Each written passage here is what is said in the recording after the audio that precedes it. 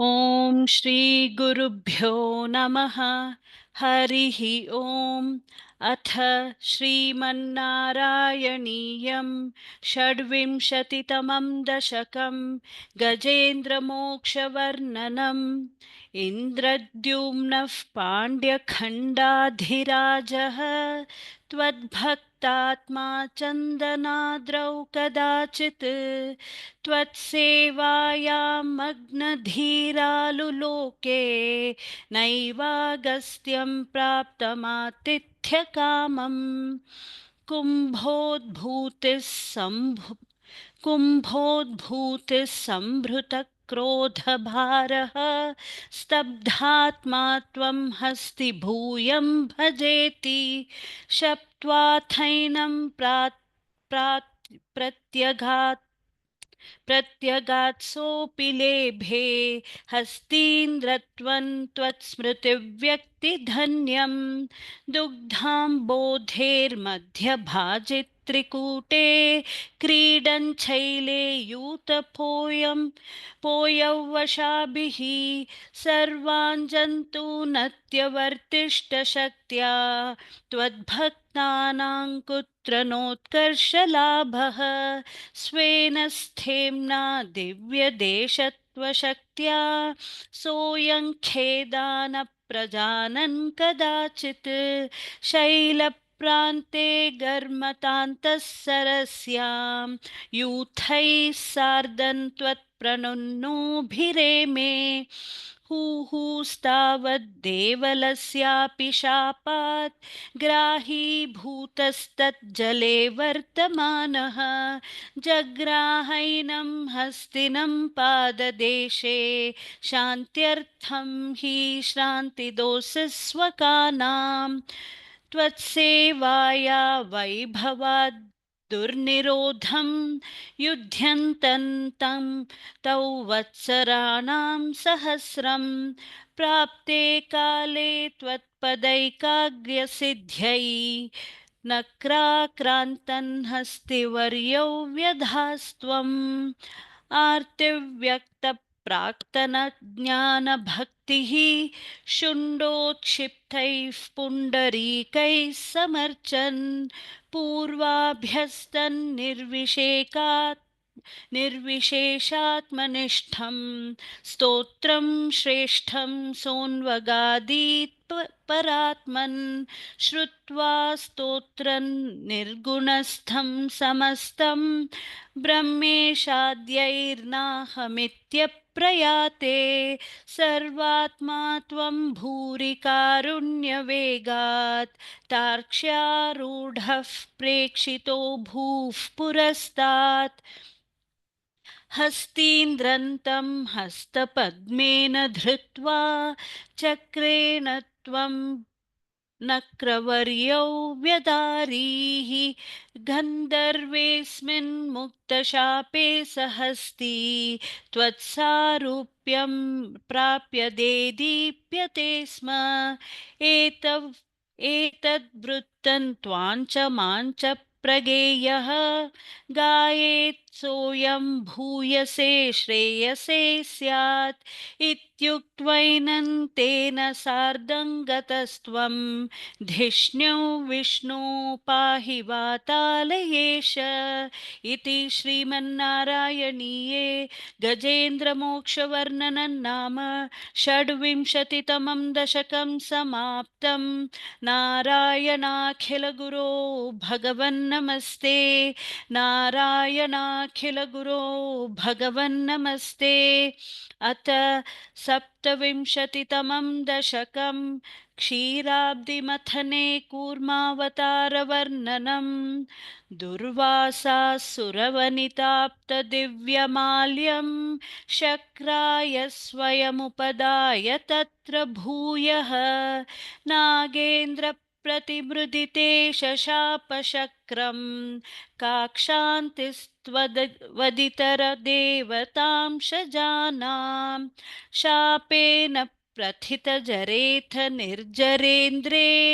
देवेष्वप्युसुरजितेषु निष्प्रभेषु शर्वाद्याः कमलजमेत्य सर्वदेवाः निर्वाणप्रभवसमं भवन्तमापुः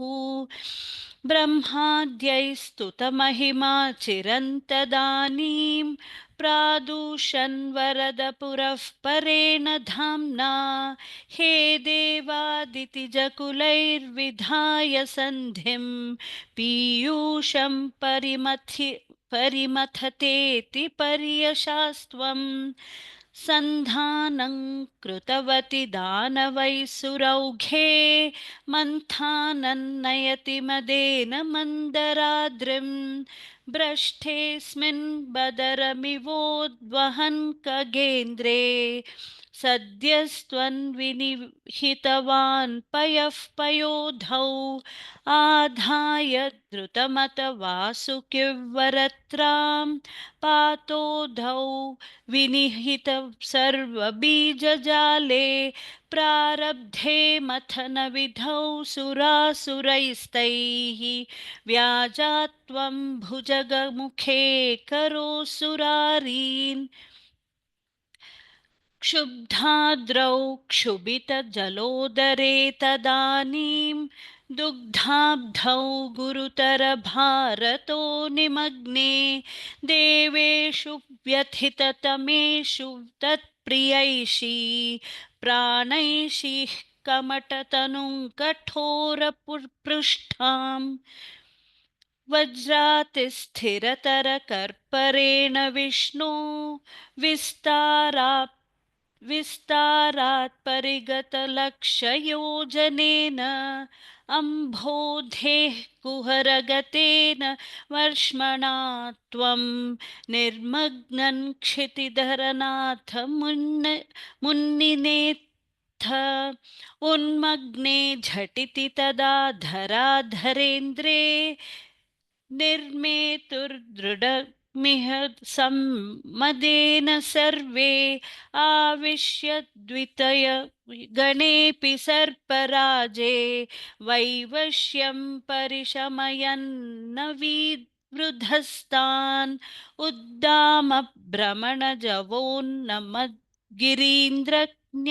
गिरीन्द्रन्यस्तैकस्थिरहस्तपङ्कजं त्वाम् अभ्रान्ते विधिगिरिशाद्यः प्रमोदात् उद्भ्रान्तानुनुवरूपात् पुष्पवर्षाः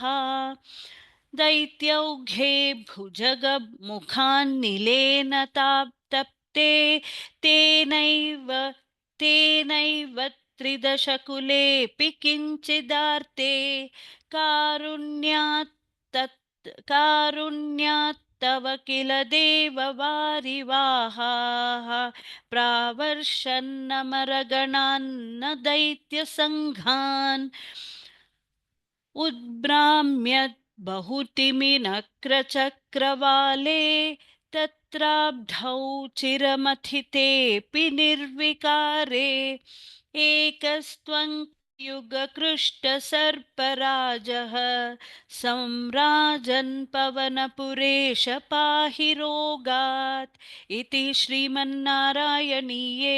क्षीराब्धिमतने कूर्मावतारवर्णनं नाम सप्तविंशतितमं दशकं समाप्तं नारायणाखिलगुरो भगवन्नमस्ते नारायणाखिलगुरो भगवन्नमस्ते अथ अष्टाविंशतितमं दशकम् अमृतमथने कालकूटाद्युत्पत्तिवर्णनं लक्ष्मीस्वयंवरवर्णनम् अमृतोत्पत्तिवर्णनं च गरलन्तरलानलं पुरस्तात् जलधेरुद्विजगालकालकूटम् अमरस्तुतिवादमोदनिघ्नः गिरिशस्तन्निपपौ भवत्प्रियार्थं विमथत्सु सुरासुरेषु जाता सुरभिस्ता मृषिषुन्यधास्त्रिधामन् हयरत्नमभूदत्थेबरत्नं द्युतरुश्चाप्सरसः सुरेषु तानि जगदीश भवत्परा तदानीं कमनीया कमला बभूव देवी अमलामवलोक्य या विलोलः सकलोऽपि स्पृहयां बभूव लोकः त्वयि दत्तहृदे तदैव देव्यै त्रिदशेन्द्रो मणिपीठिकाव्यतारीत् सकलोपहृताभिषेचनीयैः ऋषयस्तां श्रुतिगीर्भिरभ्यषिञ्चन् अभिषेकजलानुपातिमुग्धः त्वदपाङ्ग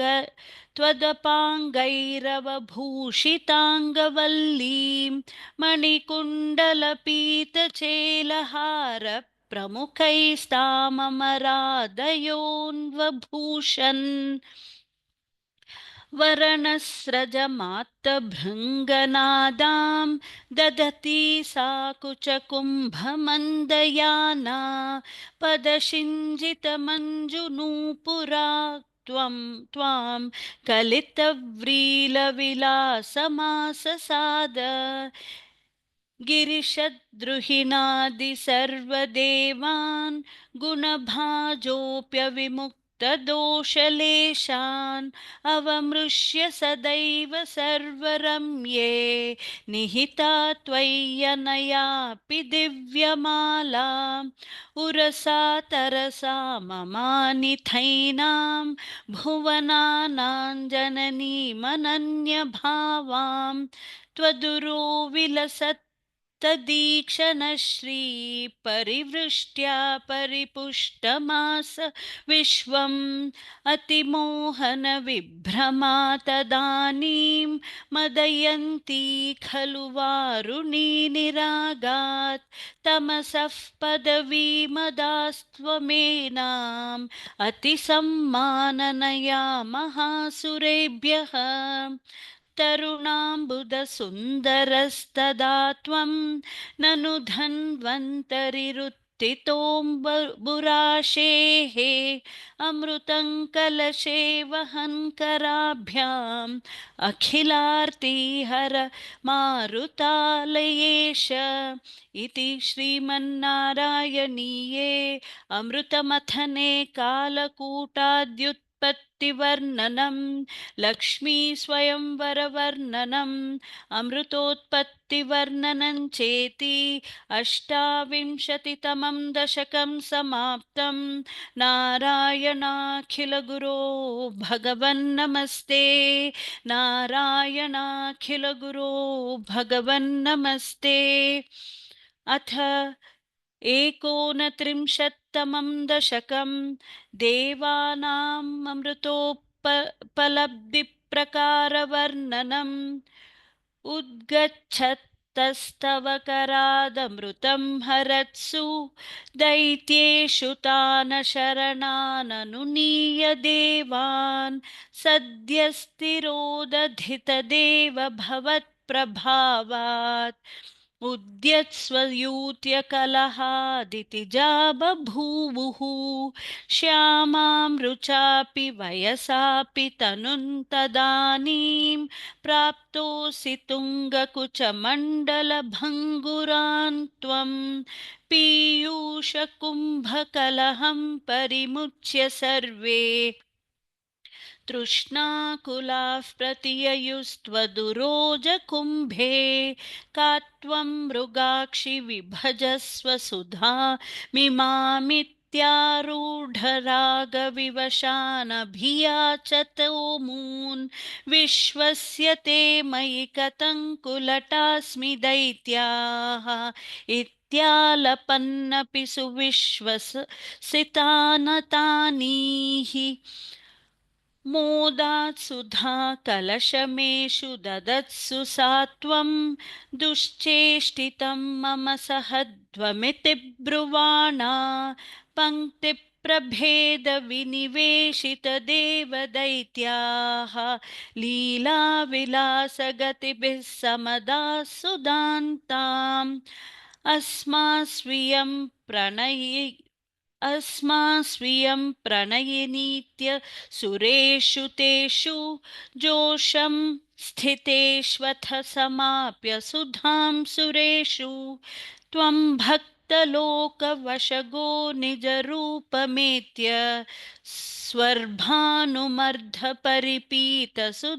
स्वर्भानुमर्धपरिपीतसुदव्यलावीः त्वत्तः सुधाहरणयोग्यफलं परेषु दत्त्वा गते त्वयि सुरैः खलु ते व्यगृह्णन् घोरेऽथ मूर्च्छतिरणे बलिदैत्यमाया व्यामोहिते सुरगणे त्वमिहाविरासीः त्वङ्कालनेमिमथ मालिमुखान् जगन्थ शक्रो जघान् बलिजम्भवलान् सपाकान् शुष्कार्द्रदुष्करवधेन मुचौ च लूने फेनेन नारदगिरान्यरुणोरणन्त्वम् योषा वपुर्धनुजमोहनमाहितन्ते श्रुत्वा विलोकनकुतूहलवान् महेशः भूतैः समं गिरिजया च गतः पदन्ते स्तुत्वा ब्रवीदभिमतं त्वमथोतिरोधाः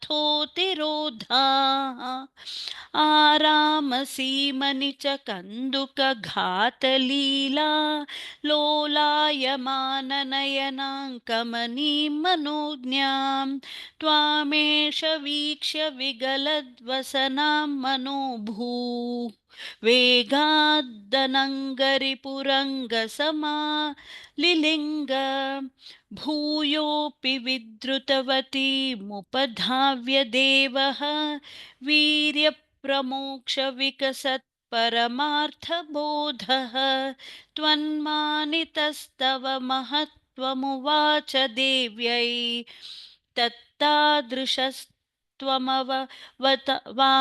तत्तादृशस्त्वमवतवातनिकेतनाथ इति श्रीमन्नारायणीये देवानाममृतोपलब्धिप्रकारवर्णनं नाम एकोनत्रिंशत्तमं दशकं समाप्तं नारायणाखिलगुरो भगवन्नमस्ते नारायणाखिलगुरो भगवन्नमस्ते अथ त्रिंशत्तमं दशकं वामनावतारवर्णनं शक्रेण संयतिहतोऽपि बलिर्महात्मा शुक्रेण जीविततनुः क्रतुवर्धितोष्मा विक्रान्तिमानभयलीनसुरान् त्रिलोकीं चक्रे वशे स तव चक्रमुखादभीतः पुत्रार्तिदर्शनवशादितिर्विषण्णा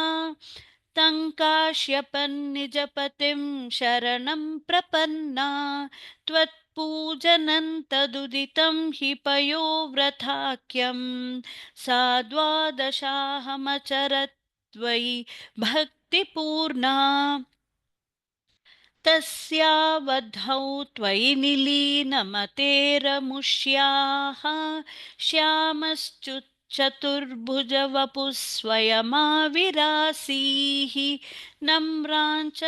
तामिह भवत्तनयो भवेयं गोप्यं मदीक्षणमतिप्रलपन्नयासीः त्वं काश्यपे तपसि सन्निदधत्तदानीं प्राप्तोऽसि गर्भमदितेः प्रणुतो विधात्रा प्रासूत च प्रकटवैष्णवदिव्यरूपं सा द्वादशि श्रवणपुण्यदिने भवन्तम् पुण्याश्रमन्तमभिवर्षति पुष्पवर्षैः हर्षाकुले सुरकुले कृततूर्यघोषे बद्ध्वाञ्जलिं जयेति नुतः पितृभ्यां त्वन्तत्क्षणे पटुतमौ वटुरूपमाधाः तावत् प्रजापतिमुखैरुपनीयमौञ्जीदण्डाजिनाक्षवलयादिभिरर्च्यमानः देदीप्यमानवपुरीशकृताग्निकार्यः त्वं प्रास्थिता बलिगृहं प्रकृताश्वमेधम् गात्रेण भाविमहिमोचितगौरवं प्राक् व्यावृण्वतेव धरणीं चलयन्न यासीः छत्रं परुष्मतिरणार्तमिवादधानः दण्डं च दानवजनेष्विव सन्निधातुम् तान्नर्मदोत्तरतटे हयमेधशालाम् आसेदुषित्वयि रुचा तव रुद्धनेत्रैः भास्वान् किमेष दहनोऽनुसनत्कुमारः योगीनुकोऽयमिति शुक्रमुखैः शशङ्के आनीतमाशु भृगुभिर्महसा विभूतैः त्वां रम्यरूपमसुरः पुलकावृताङ्गः भक्त्या समेत्य सुकृतिः परिनिज्य पादौ तत्तोयमन्वधृत मूर्धनि तीर्थतीर्थं प्रह्लादवंशजतया क्रतुभिर्द्विजेषु विश्वासतोऽनुतदिदन्दितिजोऽपि लेभे यत्ते पदाम्बुगिरिशस्य शिरोभिलाल्यं सत्त्वौ विभो गुरुपुरालय पालयेथाः इति श्रीमन्नारायणीये वामनावतारवर्णनं नाम 30तमं दशकं समाप्तं नारायणाखिलगुरो भगवन्नमस्ते नारायणाखिलगुरो भगवन्नमस्ते अथ 31तमं दशकं बलिदर्पहरणवर्णनं प्रीत्या दैत्यस्तव तनुमहः प्रेक्षणात् सर्वथापि त्वामाराध्यन्न जितरचयन्नञ्जलिं सञ्जगाद मत्तः किं ते समभिलषितौ विप्रसूनो वदत्वं वित्तं भक्तं भवनमवनीव वापि सर्वं प्रदास्ये तामक्षीणां बलिगिरमुपाकर्ण्यकारुण्यपूर्णो प्यस्योक्तसेकं शमयतु मना दैत्यवंशं प्रशंसन् भूमिं पादत्रयपरिमितां प्रार्थयामासिथ त्वं सर्वं देहीति तु निगदिते कस्य हास्यन् न वा स्यात् विश्वेशं मां त्रिपदमिह याचसे बालिशस्त्वं सर्वां भूमिवृणु किममुनेत्यालपत्वां सदृप्यन् यस्माद्दर्पात् त्रिपदपरिपूर्त्यक्षमक्षेपवादान् बन्धं चासावगमदत्त दर्होऽपि गाढोपशान्त्यै पादत्रय्या यदि न मुदितो विष्टपैर्नापि तुष्येत् इत्युक्तेऽस्मिन् वरद भवते दातु कामेऽथतोऽयं दैत्याचार्यस्तव खलु परीक्षार्थिनः प्रेरणात्तं मामादेयं हरिरयमिति व्यक्तमेवा बभाषे याचत्येवै यदि स भगवान् पूर्णकामोऽस्मि सोऽहं दास्यामेव स्थिरमिति वदनः काव्यशप्तोक्तिः निहतोऽपि दैत्यः विन्ध्यावल्या निजदयितया दत्तपाद्याय तुभ्यं चित्रं चित्रं सकलमपि स प्रार्पयत्तोयपूर्वं निस्सन्देहन्दिति कुलपतौ त्वय्यशेषार्पणं तत् व्यातन्वाने मुमुचुर ऋषयः सामराः पुष्पवर्षम् दिव्यं रूपं तव च तदिदं पश्यता विश्वभाजाम् उच्चैरुच्चैरवृद्धवधिकृत्य विश्वाण्डभाण्डं त्वत्पादाग्रन्निजपदगतं पुण्डरीकोद्भवोऽसौ कुण्डितो यैरसिच्यत् पुनाद्यज्जलौ विश्वलोकान् हर्षोत्कर्षात् सुबहुननृते खेचरैरुत्सवेऽस्मिन् भेरिन्निघ्नन् भुवनमचरज् जाम्बवान् भक्तिशाली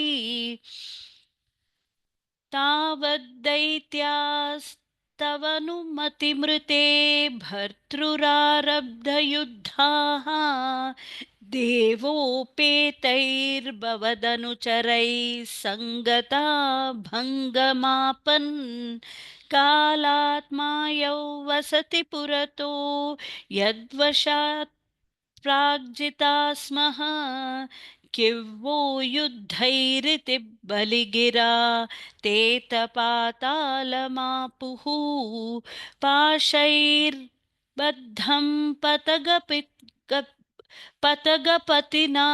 दैत्यमुच्चैरवादीः तात्तीरीकं दिश मम पदं किन्न विश्वेश्वरोऽसि पादं मूर्ध्नि प्रणय भगवन्नित्यकम्पौ वदन्तं प्रह्लादस्तं स्वयमुपमगतो मानयन्नस्तवित्वां दर्पोच्छित्यै विहितमखिलं दैत्यसिद्धोऽसि पुण्यैः लोकस्तेस्तु लोकस्तेस्तु त्रिदिव विजयी वासवत्वौ च पश्चात् मत्सायुज्यं भज च इत्यन्वगृह्णा बलिं तं विप्रैः सन्तानितमकवरः पाहि वातालयेश इति श्रीमन्नारायणीये बलिदर्पहरणवर्णनं नाम 31तमं दशकं समाप्तं नारायणाखिलगुरो भगवन्नमस्ते नारायणाखिलगुरो भगवन्नमस्ते अथ 32तमं दशकं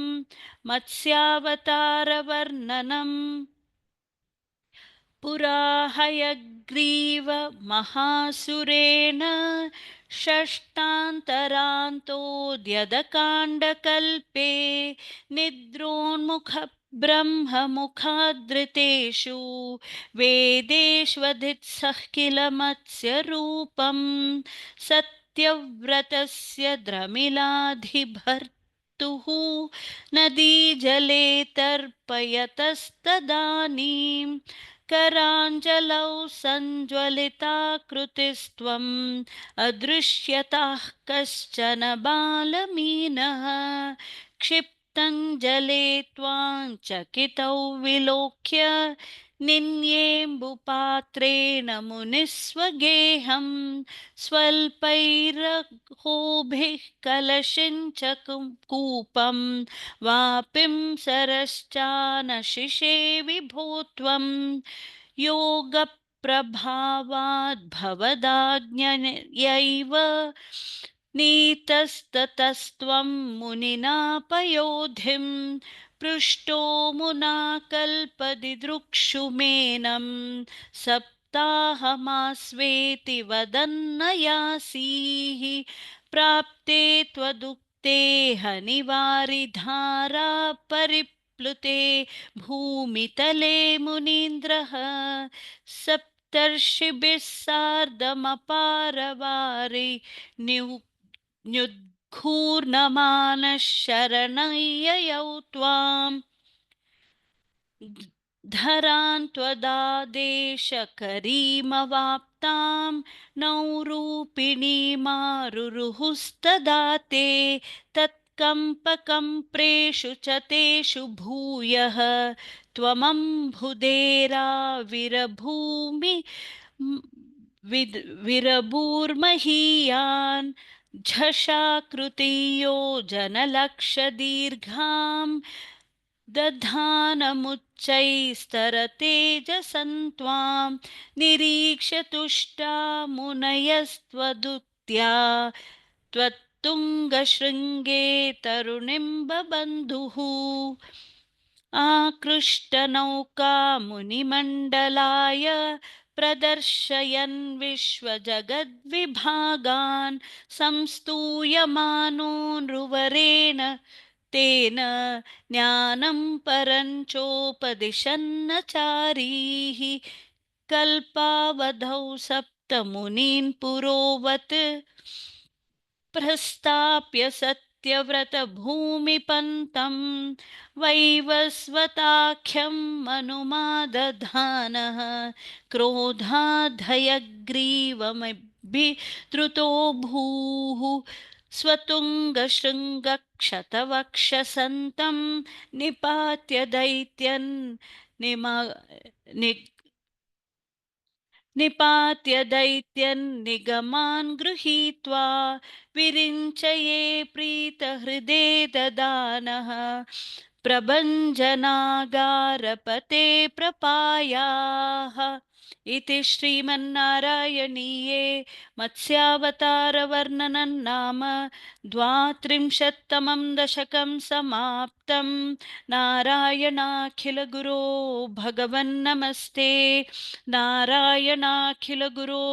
भगवन्नमस्ते।